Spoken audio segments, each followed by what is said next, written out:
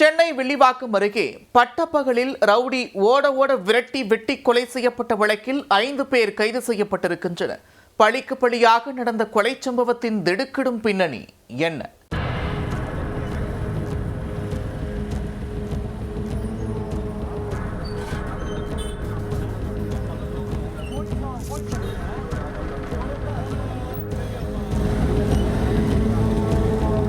சென்னை வில்லிவாக்கம் ராஜா தெருவைச் சேர்ந்தவர் சரத்குமார்.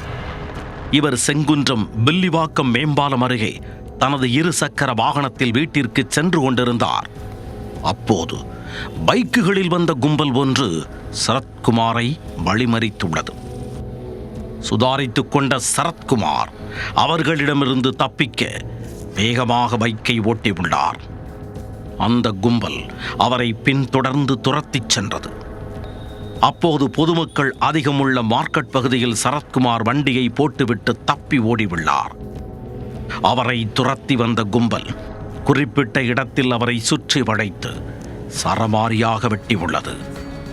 தலை, முகம், கை, மார்பு என கண்டந்துண்டமாக வெட்டிய கும்பலின் வெறிச்செயலை பார்த்து அங்கிருந்த பொதுமக்கள் அலறி அடித்து ஓட்டம் பிடித்தனர். பட்டப்பகலில் இந்த கொலை சம்பவத்தால் அப்பகுதி மக்கள் அச்சத்தில் உறைந்து போயினர். அந்த கொலைகார கும்பல் சர்வ சாதாரணமாக சரத்குமாரை வெட்டிவிட்டு எவ்வித பதற்றமும் இன்றி ரத்தம் படிந்த கத்திகளோடு தப்பிச் சென்றனர். இது குறித்து ராஜமங்கலம் போலீசாருக்கு தகவல் தெரிவிக்கப்பட்டது. சம்பவ இடத்திற்கு வந்த போலீசார் இரத்த வெள்ளத்தில் துடித்துக் கொண்டிருந்த சரத்குமாரை மீட்டு மருத்துவமனைக்கு அனுப்பி வைத்தனர். ஆனால் அவர் செல்லும் வழியிலேயே உயிரிழந்து விட்டார். கொலை வழக்கு பதிவு செய்த போலீசார் பைக்குகளில் வந்த மர்ம கும்பல் குறித்து விசாரித்து வந்தனர்.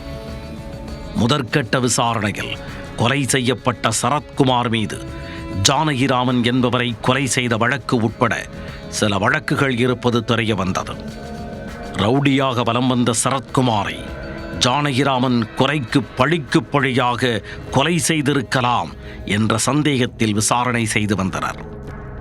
விசாரணையில் கொல்லப்பட்ட ஜானகிராமனின் தம்பி மகன் நிதிஷ்குமார் என்பவர் தனது கூட்டாளிகளுடன் சேர்ந்து கொலையை அரங்கேற்றியது தெரிய வந்தது.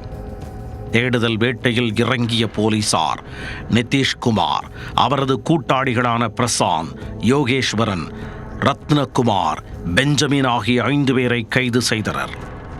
அவர்களிடமிருந்து 2 இருசக்கர வாகனங்கள், 3 கத்திகள் மற்றும் 2 செல்போன்கள் பறிமுதல் செய்யப்பட்டன. பழிக்கு பழியாக இளைஞரை பட்டப்பகலில் பலர் முன்னிலையில் வெட்டி கொலை செய்த சம்பவம் அப்பகுதியில் பெரும் பரபரப்பை ஏற்படுத்தியுள்ளது.